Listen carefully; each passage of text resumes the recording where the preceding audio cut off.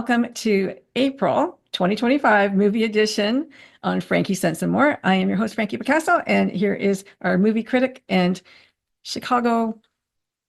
What should I say about you? Keep it clean. Okay, reviewer, Brent Marchant. He's with us today, as usual, for our movies, and we welcome you. There's some really good movies that we're going to talk about today. Yeah, this has been a surprisingly good time for movies this year. I'm hoping that this bodes well for the rest of 2025, given what 2024 was like. Yeah, it's been Um, slim pickings for a while.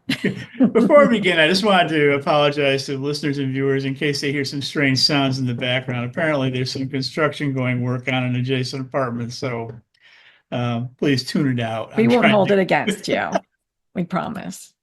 All right. Here's one of my Okay. favorites. This was a wonderful film. This is to start with. This is a film called The Penguin Lessons. It's set in Argentina in the mid 70s, where a teacher who takes a job at a prestigious boys' school ends up unwittingly befriending a penguin while on sabbatical in Uruguay during the coup d'etat in Argentina. He does it primarily to impress a woman who he's trying to connect with. And even though plans don't work out for that, it turns out that the penguin has found a new fast friend.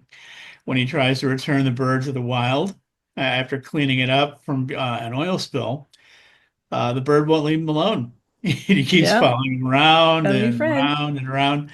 And as a result, he ends up uh, making an unwitting fast friend. Um, but since he won't leave him alone, he ends up having to take him back to Argentina with him, where he becomes sort of a mascot at the school where he's teaching. And as time unfolds, even though he wanted to try to get the bird placed in the zoo, he finds that he's found a new fast friend of his own who becomes kind of like a mentor and a confidant and teacher who helps him work through some of his own issues as well as those of some of the his fellow staff members. That's right. And it ends up being a case of, you never know where you're going to get your best lessons from. Sometimes from the most unlikeliest of sources, as very much was the case here. This is a charming film with a wonderful sort of deadpan performance by Steve Coogan, who ends up trying his mightiest to get rid of the bird, but doesn't succeed at it. And it ends up working to his benefit because he ends up getting something out of it that he He wasn't totally does. expecting. Yeah, Yes. he really does. Um, And this story is based on a true story. yeah, Based on a true it was story. based on it was based on a memoir written by author Tom Michel, who was the lead character in the film. And they made some slight adjustments in it, in the fact that when he was actually going through this experience, the author was only in his mid-20s. He's portrayed as being middle-aged here, but either way, I mean, the thing is Yeah. that the bond between the bird and the man is still Relevant. so compelling and so touching and so warm without becoming manipulative or schmaltzy or Yeah. overly sentimental. I mean, that's one of the things I really liked about the film is the fact that they managed to keep it real in many ways. Yeah, they put some humor Believable. in it. It was really, with Jonathan Pryce and um they kept humor. Now, there was another movie called My Penguin Friend, which feels and seems very similar to this. It may have been based off the same story, but they changed bits and pieces of it so it was even less like the real authors Yeah. was. But this is I think by far the better movie, and I think it's Well, just delightful. one of the things that I think really helps to distinguish this too is the fact that it's set against the backdrop of the Argentine coup Yeah, d'etat, which was a really nasty time in the country's history. People were fearing for their lives. They were afraid that they might be disappeared, which happened to a lot of people. Um, and it ended up that the bird was sort of a confidant to a lot of people during the right. course of the stories that played out.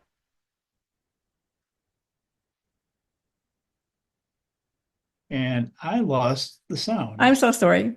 Oh, no problem. Okay. I apologize, everybody, for the hellos in the background. Unexpected company. That's okay. Where were you? Oh, Oh, I was talking about how the fact that, this was a nasty time in the it was. country's history, Yeah, and, having a strange, quirky little story like this come up at a time like that kind of helped them to get through the difficulties associated with that period in the country's history as well. yeah. Um, And it really helped you the know, boys too. The boys, there was a lot of not camaraderie, the opposite of it. There were some boys being picked on and bullied, and this penguin kind of brought everybody together. It did a lot for everybody, really. Well, he ended up becoming, like I say, he became a A mascot confidant for and a so many confidant people in the film, and that made a big difference and in a their growth life partner. in terms of helping them, cope with their circumstances, make changes for themselves, come to know things about their personalities they didn't know, Yeah, inner strength, courage that they didn't know they had. One of the things I liked a lot about this film too is the fact that, there's an old saying in show business, never work with children or animals yeah, because they that's steal true. the show every time. But I like the way that this story with the bird integrated so well with the stories of the humans. Yes. I mean, it was almost like the bird was another cast member in this film without becoming, dominating. So that was a really good job in terms of balancing that out.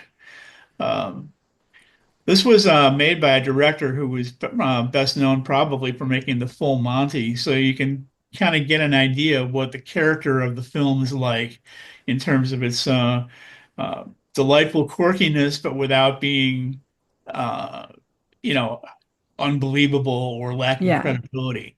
Yeah. So I really like this this movie a lot. It came and went from theaters here in Chicago really quickly, which really just sort of disappointed me. But it is it is available for streaming online. Yes. Some places it's still in theaters too, so Oh, you might have your options as far as how you want to see it. I would recommend it. I mean, it's a lot of fun. It's enjoyable. it's a It's family movie. touching. It's a family movie. Everybody can watch this Yeah, movie. it really is. And a family movie without being like in the mold of the sort of overly manipulative It's Disney not movies like we Disney. sometimes Yeah, see. it's a Yeah, family movie everybody can watch, but it's not predictable even. exactly. Exactly. Yeah. So So good. This I is a good enjoyed this one. one a lot. I'm Me going to give too. this one 4 out of 5. Me too. Me too. Make sure you Okay, watch now it. It was good. somewhat in the same vein, where you have man and animal becoming best friends, we have a film from China called Black Dog, which tells the story of an ex-convict who is paroled and returns home to his small town on the verge of the Gobi Desert in northwestern China, where he ends up taking a job working in animal control. As it turns out, this town that he lives in is pretty run It down, and really went to the dogs. yeah, yeah. And the thing is, I mean, it's a town that was getting ready for like major renovations and major demolition projects going on. And a lot of people left and they left their dogs behind. And the dog packs of feral dogs just became unbearable for people still living there to deal with. Yeah. So he's charged with working at helping to collect the dogs. And he ends up meeting a scrawny uh, black mutt who is Yeah, he's a believed, strange looking dog. I say he's a greyhound that's black with yeah, something else. yeah. I mean, and the thing is, I mean, he's believed to be nasty. He's Yeah, believed to he be bites have to you. have rabies. But he ends up befriending this dog, and they become again like in the Inseparable. penguin lessons. End up becoming best friends and Yeah. confidants and teachers for one another. And it's his story of helping to get his life back together with the assistance of this pet who ends up, teaching him a lot about himself, helping him resolve a lot of the ghosts of his past that landed him in jail and brought him back to this town. And it's another film that's sweet and touching without being manipulative It's and a little without hard if you're an being, animal lover like me because some of the treatment of the animals was not very kind. yeah, But his dad was an animal lover. He had a pseudo zoo. He had a yes. tiger and a few other animals and a wolf that he had kept. And he was like his dad was ill, but he was concerned about the animals and he asked him to make sure that they were fed. So he had that background of, being in touch with animals and liking animals and loving animals. This dog was destined to die. They wanted to kill this dog. And Yes. he kind of said, I'm going to have this dog. I want this dog. And, they kind of refused him at first, but the dog and him became, inseparable. They, you can see just by the picture here, the way the dog is looking at him with this adoring, face, and like, I'll do anything for you. And he Well, did. and the other thing too is that, this is a character who is rebuilding his life, getting things back together, and it's set against the backdrop of the time right before the 2008 Beijing Olympics, when China was going through a lot of renovation throughout the entire country to improve its infrastructure and improve its image. And they were being at times almost kind of ruthless in terms of the way they were carrying it out. They were. So he was, trying to act as a buffer of sorts in helping this animal in the face of what he might be facing otherwise. I mean, when you see just how many packs of Oh wild my dogs goodness. there were here, there's one scene where they're out in the desert and you see this swarm of canines just, charging at them. It really was allowed to get, pretty out of control, It and was. and the Yeah. government was willing to be somewhat ruthless in terms of handling it. And they even But took domestic pets. They tried to take a little dog away from a little girl, and he kind of snuck that dog back and gave it back to her. But so they were just kind of being ruthless in that respect. They didn't care. yeah, Dog's gone. End of story. um, but this is another one that's wonderful and charming, and it was the winner of the In Certain Regard Award at the Cannes Film Festival last year, which is a pretty prestigious honor. Yeah. It also was a nominee for Best International Film at the Independent Spirit Awards. And I was actually kind of surprised when I saw those announcements come out because I had never heard of this. This really flew below the radar. It's a little bleak. I wouldn't say it's a family movie, but it's a good movie. Well, I think it's a realistic Yes. family movie, Yeah. and that's one of the things I liked about it, and the fact that it was not trying to sugarcoat what was going on. It was being very honest and saying this was a situation that had to be addressed, and it was a lose-lose situation almost for all involved. And he was doing he can to at least try and help one person Yeah. or one dog, I should say. Yeah. Yeah. But it has a And sweet in ending, so turn, make the sure you go dog watch was it. helping, this man who was, rebuilding his life as Yeah. well. Yeah. Gave him a So, relationship, gave him a positive relationship to be in, really. so this is another one that I'm going to give 4 stars to, and it's available pretty widely for streaming, so it's not really too hard to find. No, It's it's like on I say, Apple. You can get it on Apple. it's just not very well known, which really kind of surprised me a little bit. But Yep. But the um, dog is so ugly, it's cute. It really has a strange body. And It's fast. actually, this and the Penguin Lessons would make like a good double bill, I Yeah. think, for Yeah. people who want to do a double feature. Yeah. Oh, that's So, great. All right. Now here comes a okay. sweet one. So next we have another very sweet film called The Ballad of Wallis Island, which is sort of an alternative kind of romantic comedy of sorts, but also one that carries a lot of important life lessons for the characters involved. It basically tells the story of a lottery winner who's got loads of money and lives on an island by himself, off of Wales. And he decides that he wanted to finance an on-command performance for a reunion of his famous folk rock duo. The thing is, he doesn't really completely tell them exactly what they're getting together to reunite for, or that they're even going to be reuniting, period, given the fact that they were not only duo performers, but also the fact that they were once romantically involved as well and didn't have the best of breakups.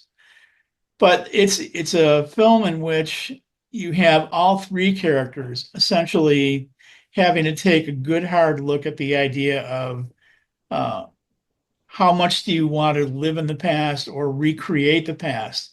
It might be nice to be, to wax nostalgic from time to time, but is recreating or trying to recapture the past the best course? given the fact that they've all moved on. Yeah. The duo has their own breakup issues that they were dealing with artistically and romantically, and the lottery winner who finances all this is trying to recover from a lost love. Well, his And they wife never passed really tell you away. much of what's going on with that, but it keeps coming up and up and up again. Yeah. Well, we find out And his wife had passed away, and this yeah, band was their favorite band. And the anniversary of her death was coming. And so the concert was planned for that anniversary. and the question for him also is, he's trying to work out his own grief, but in some ways he's also sort of doing playing a vicarious matchmaker between the two. He's almost seems to be like trying to push these two back together again. The question is, what's his reason for doing that? Is it because he wants them to get together and make more music together again? Or does he genuinely want to see them He's a reunite as a hopeless happy romantic, I couple? think. And at the same time, he was ready to move on. And he was Yep. kind of ready for a romantic interlude himself.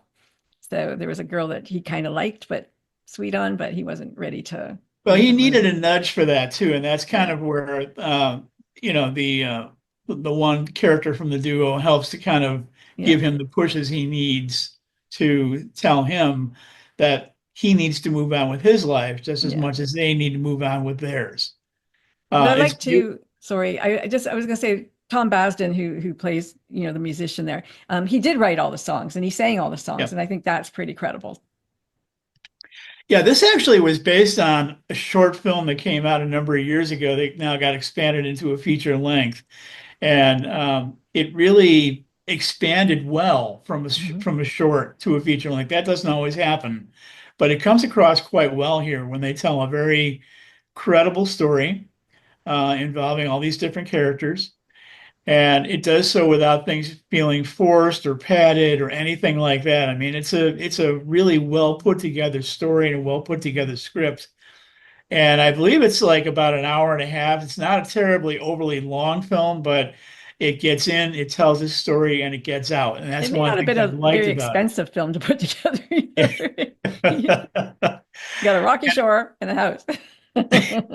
And I really like the performance of Carey Mulligan in this. I Oh yeah, mean, she was I great. always like what she does, but this was a nice role for her where she was being very laid back, but very emotional at the same time as she's wrestling with the situation because she's still got some feelings for her former Sure. partner, but she's remarried or she's married now, and she's actually out of the business entirely. She's working in gourmet foods, and And she's she's pregnant.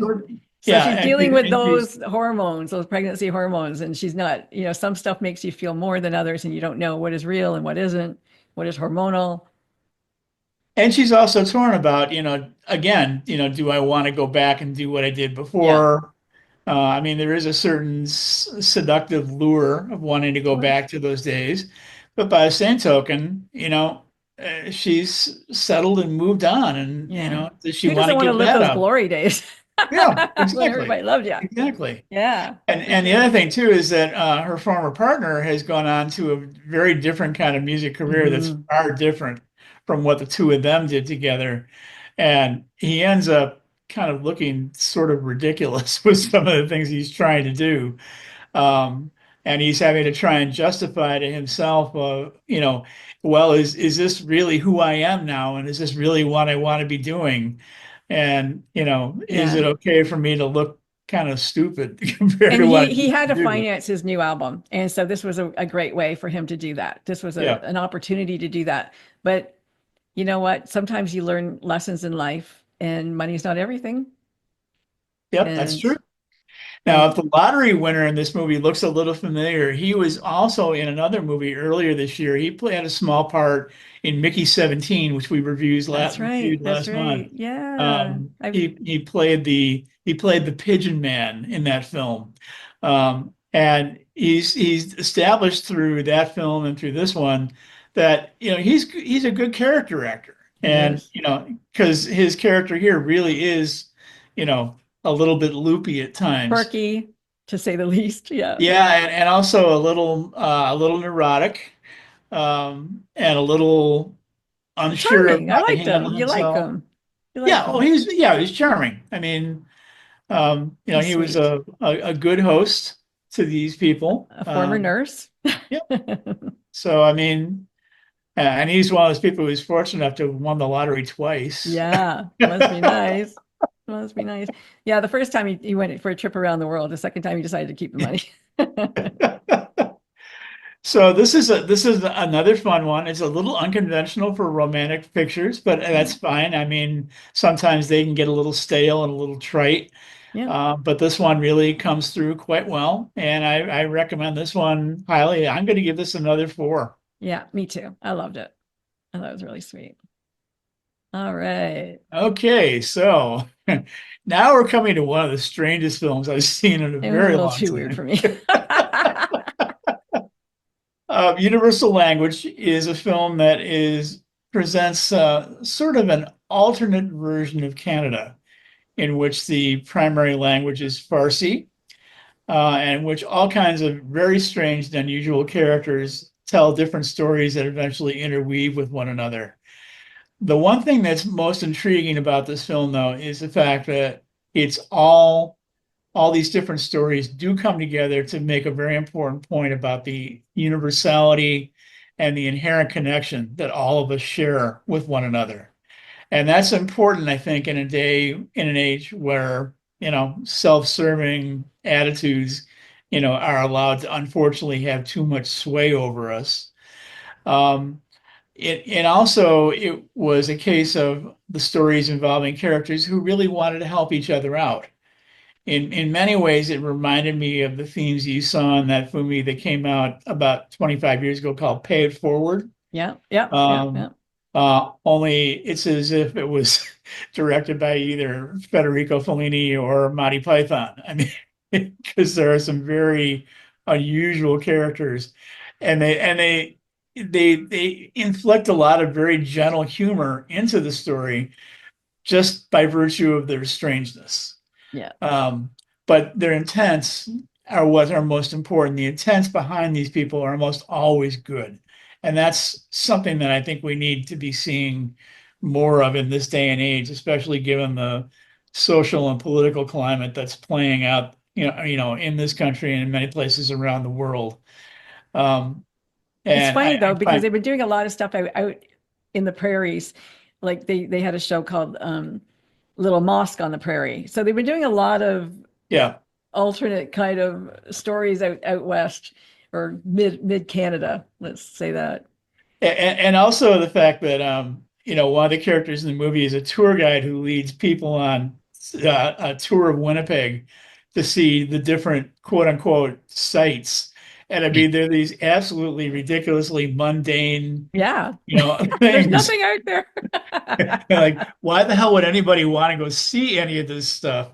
And let alone, why would he think it's important for them to see it? You Yeah. know? Yeah. Um, but they're just so absurdly humorous that you, again, in the vein of something like Monty Python, you just can't help but laugh at them because they're just so weird. Yeah.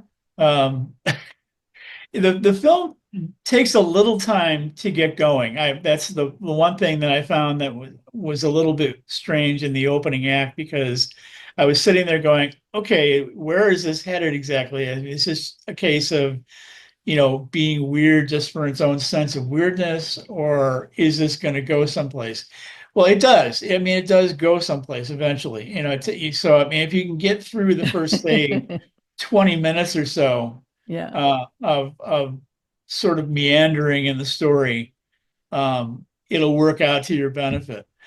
The writer, actor, and director who made this film, I found out, actually based a lot of what happened in the film on things from his own family experience.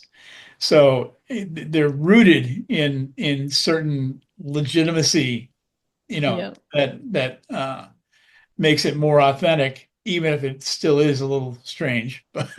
Yeah. Yeah. Well, But they I send like immigrants this out one. there.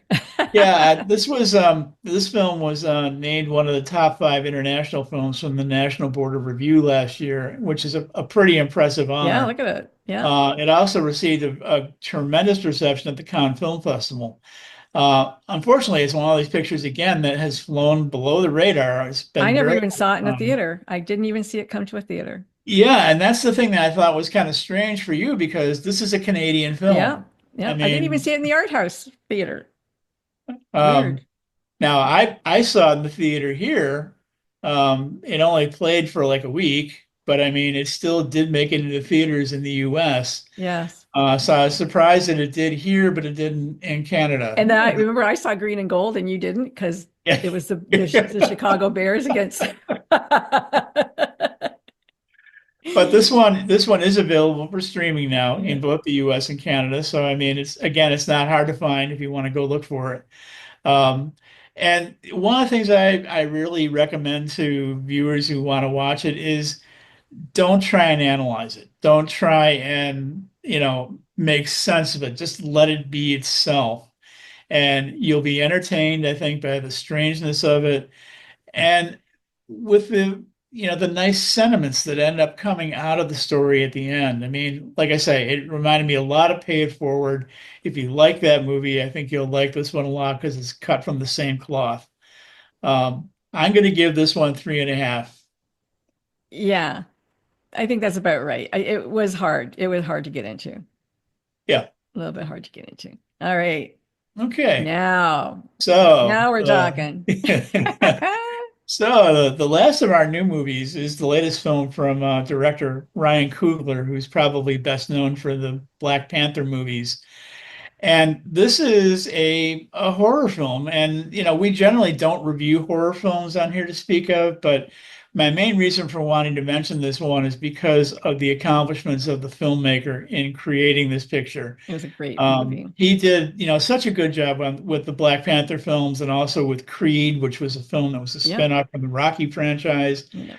But Coogler took a huge step up in terms of his artistry and creative output with this picture.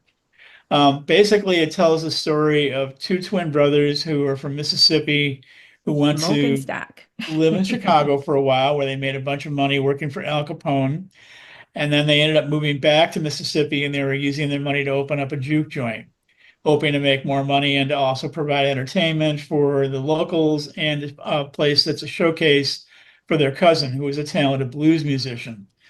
But in the course of bringing all this about, they ended up having to face some of the ghosts of their past, having to learn how to deal with the dual-edged sword that can come from success, both financially and artistically, as well as, ultimately having to confront an unexpected and particularly menacing evil. Um, so it's a very Supernatural interesting. evil and real Yeah, I mean, this evil. the supernatural evil is in many ways very symbolic of a lot of the conditions that they are dealing with. I mean, it's set in the Depression, and Deep in the South. they're still having to deal with like the Jim Crow laws and lynchings and all that kind of stuff Yeah. that was like part and parcel of living in the South as a minority in those days. But they end up pulling this off so well in terms of mixing these different genres into one film. Oh, this was brilliant. This was You a know, brilliant, brilliant movie. and I was really impressed with a lot of things with the production design is so good. The dual performances as Yeah, the Michael by Jordan is Michael B. such a good Jordan. actor. And He he's been really with took yeah, he really took a step up in his acting abilities with this picture. I mean, he's been with Um, Coogler for a while in Black, in Creed and oh, in so Creed and Black Panther yeah. and Fruitvale Station. Yeah, they've had a long collaboration together. So I mean, and that collaboration comes through Yeah. really loud and clear in the way this film is made. Um, the other thing I liked about this is I love the cinematography, and there's one scene in particular that's set in the juke joint where you So see good. the cousin performing a blues number, and you see all the different influences musically throughout time coming together in this club, showing how they Yeah, that all. was so cool. I love that scene. And they said, if the music is really great, the past and the future come together. And Yep. they had the past and they had the future and all of that was just such a brilliant so brilliant. Loved Yeah, it it, was loved it, so loved it. well orchestrated, and there was also one or two shots within that sequence that were almost like watching cinematic versions of that old painting called Sugar Shack. Yeah, It was done by the black artist yeah, who his painting was shown. It was shown as part of the opening credits in the old TV show Good Times. yeah. And I literally, I hit my husband. I'm like, oh my God, this is so good. This is so good. That scene, because I was just like, wow, I love that. That was very creative. Now, the other thing I have to say about this film too is that I really like the fact that this is a film that shows horror movies can do more than just see how high they can get the body count or see how Yeah, much gross out they can be to the audience. I mean, this tells a story where yes, there are frights in it. There is some graphic stuff in it, but it's in context. It's all, it's not allowed to become over the top or grotesque to the point where you're just saying, okay, you're not screaming get to me the barf scream. bag. I mean, Yeah, yeah. And I don't like horror. And to me, this wasn't really horror. I don't know. It might be a new genre. I'm not sure. this A is smart genre, smart this horror. is an example of something of a genre that's been emerging slowly over the past like 10 or 15 years called smart horror, Yeah, where yes, it does have things in it that are scary, but the film is attempting to do more than just, scare the bejesus out of you. It's essentially trying to provide you with insights, messages, a more substantive story, and I think Hollywood is missing the boat in terms of not making more movies along yeah, those lines because, so many of the prototypical horror movies that are coming out these days, they're getting boring because they're being so predictable and yeah, so formula. And, how many of them can you sit through? I mean, yep. I you agree. know, And I don't want to give the rest of this away because it's such a good movie, but I will just say after the first credits, don't leave. Don't leave.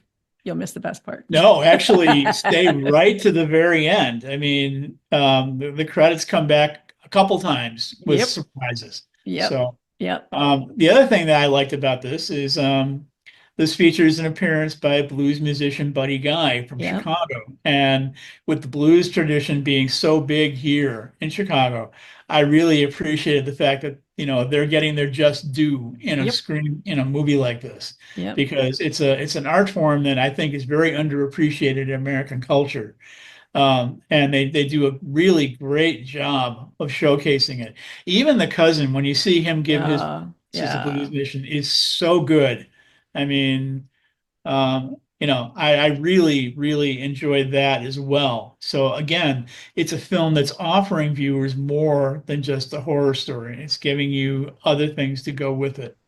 Uh, I and agree. Really, yeah, really I good. like this one a lot. I'm going to give this one 4.5. Ditto. Yeah. Yeah. There were a few things I would have done a little differently.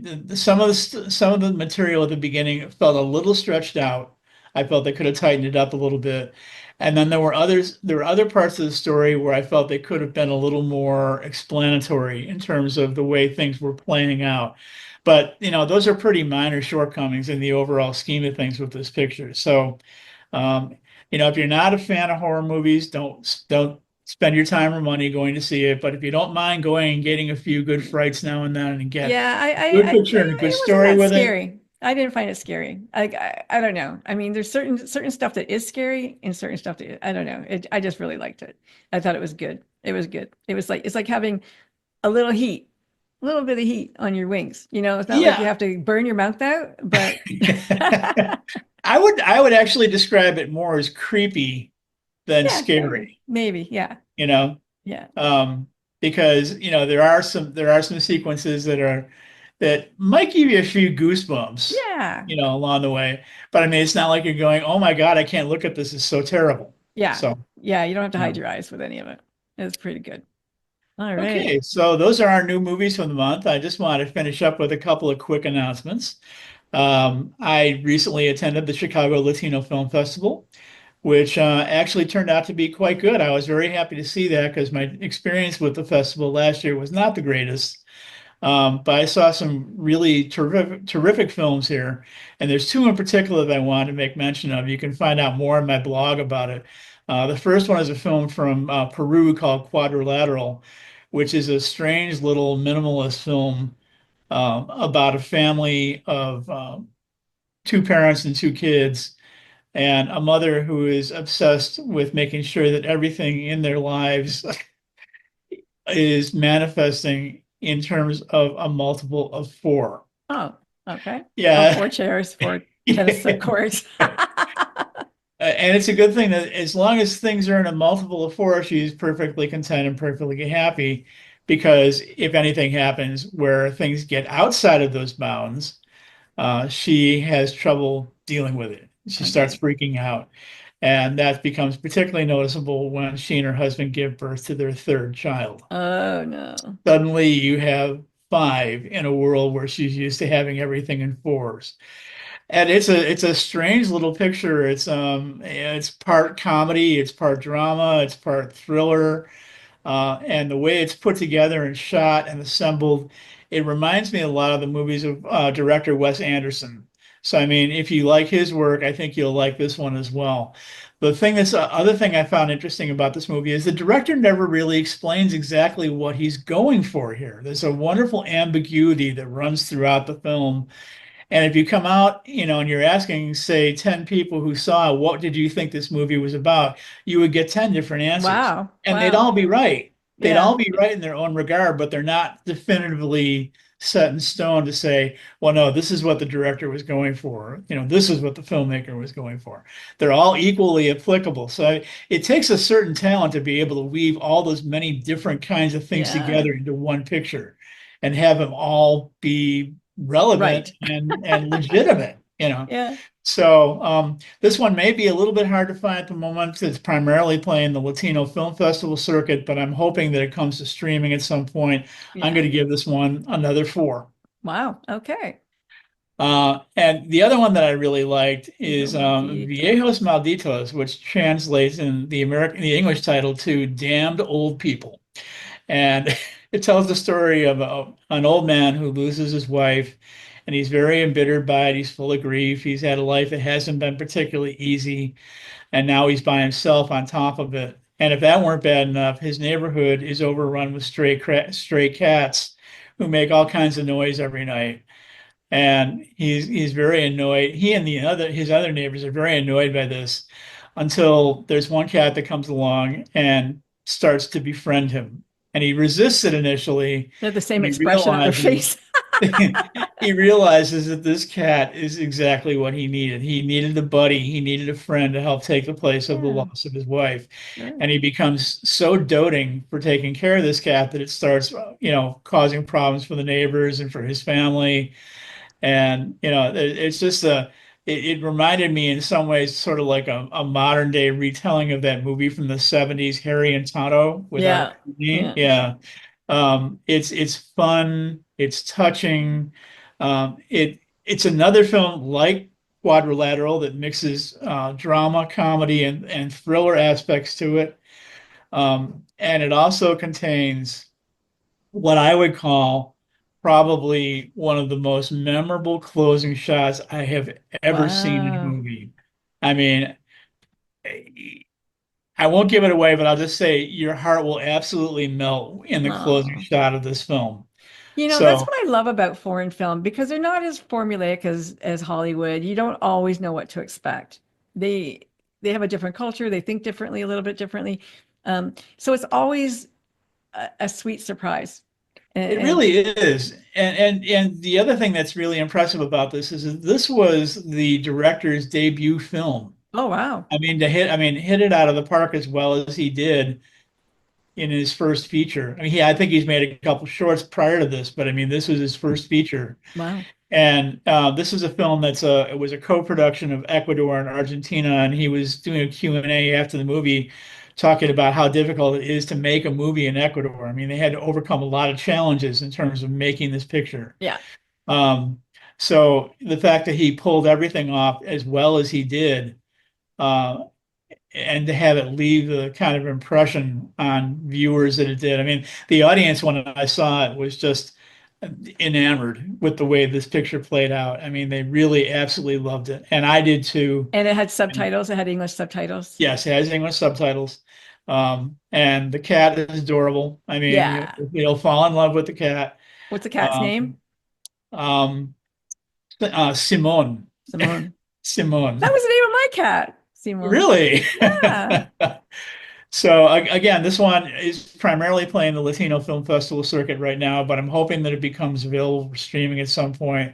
I'm going to give this one 4.5. Great. I can't wait to watch it. Dios matitos. Okay, and then to close out, I wanted to give an Oh, update on a yeah. film that we reviewed a few months ago called Exhibiting Forgiveness, which at the time that we did so was available in theaters and for streaming in the US, but not in Canada. Well, Canadians can take Yay. heart that it's available north of the border now.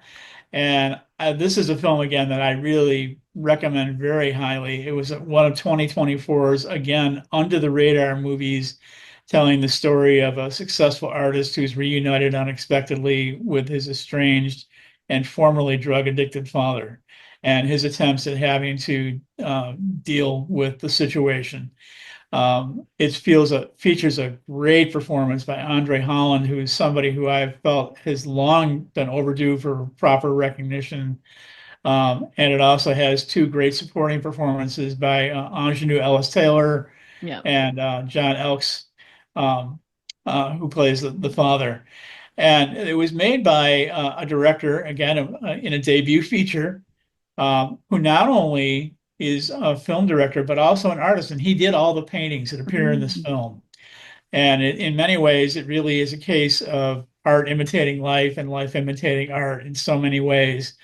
Um, now that it's available for streaming, I recommend highly that you give this one a look, because Yeah, you I really believe liked I it a gave lot. this, yeah, I believe I gave this one 4 out of 5 when I reviewed it initially, and it deserves every bit of that. So, um, Well, thank you, Brent. Thank you. yeah, And oh, my pleasure. you guys, there's some really good movies here to watch. This time around, you got some really good movies that you can share with a family, that you can, just embrace. They're sweet. And it's nice. It's springtime, so you kind of want And sweet. meaningful Yeah, and meaningful. I mean, that's the important thing is the fact that, this is the purpose behind why we review the movies that we review, because, we're hoping that you're going to get movies with more out of meaning. it than just entertainment. And we had a lot of good ones this month. We're going to have a lot more, a number of good ones again next month as well. So, stay tuned. I Happy mean, watching. yeah. It gets harder to stay inside as the weather gets nicer, but there's always those days when you want to watch something, and entertainment is certainly a great way to relax. Well, one thing I want to add about that too is I really say thank goodness for streaming, because it's Yeah, just making so many things available right now. I read an article over the weekend that was in an interview with the guy from Netflix, and he was basically saying, look, I kind of hate to say this, but the theater model is dying at yeah, this point. People yeah, want to watch movies at home. They don't want to pay the expense. They don't want to run the hassles with going to the theater. And that's why you're seeing a lot of stuff go from theater to streaming really quickly now. I mean, some of the stuff, Penguin Lessons, I think, for example, was in theaters only for like a couple of weeks yeah, when it became available for streaming. yeah, I think Wallis Island is getting ready to come to streaming like in the next week or so as well. So, they don't waste any time. It's got to be the only way a movie stays in theaters for a long time right now is if it turns out to be a blockbuster. yeah. And then the And streaming even release then, might be if you have delayed a little. IPTV, you can get those movies for free, and you can get them fast. And it's a lot of times on my IPTV, the movies are still in the theater. It's like, whoa, they're still Okay. in the theater, as opposed to Netflix. Sometimes, uh, like I'm like now Netflix for me in Canada, because my children kind of dig into it a little bit. It's like $56 a month. It's expensive. Whoa. Yeah, it's expensive. Really? Yes, it is not Wow. cheap. I mean, it costs us $50 to go to a movie, my husband and I, with a pop, some popcorn. I'm paying So 20. yeah, yeah. But you add on a couple of kids, because they don't live with me, but Yeah. we share. So they know how to get you now. It used to be it was like they just jumped in on my under my own account, and they would get it. But now they have to pay. They know that they're there, and they all want them to pay. So it does become, between Amazon and Apple and this one and all the other ones that I purchased, it does get a little expensive, but it's still not as expensive as cable was. Yeah, that's very true. That's very true. Yeah. So And you control your programming better that way too. yes, And yes, that's another thing. I mean, when I had cable, I was getting all kinds of channels I never watched, exactly. having to pay for. Yeah, And it can be a little frustrating saying, do I really want to watch the golf channel? I don't play golf. I mean, right. Like it's like watching paint dry. So exactly. But okay, guys. Well, we will see you next month. everybody take care.